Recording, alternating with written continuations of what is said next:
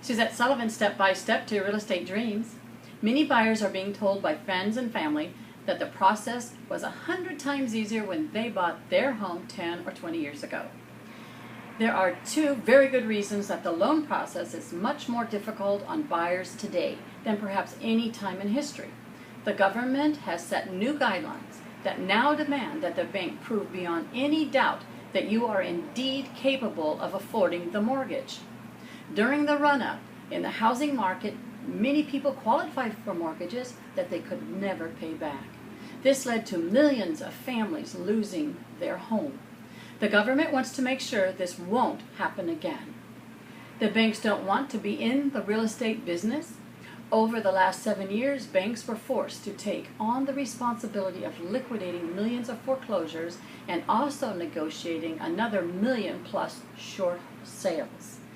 Just like the government, they don't want more foreclosures. For this reason, they need to double, even maybe triple check everything on the application. However, there is some good news in the situation. The housing crash that mandated that banks be extremely strict on paperwork requirements also allowed you to get a mortgage interest rate probably at or below 4%. The friends and family who bought home 10 or 20 years ago experienced a similar mortgage application process, but also paid a higher interest rate.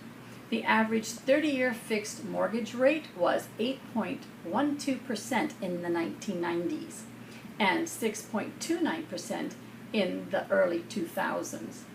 If you went to the bank and offered to pay 7% instead of 4%, they would probably bend over backwards to make the process much easier. Instead of concentrating on the additional paperwork required, let's be thankful that we are able to buy a home at historically low rates. Suzette Sullivan, 909-248-3648.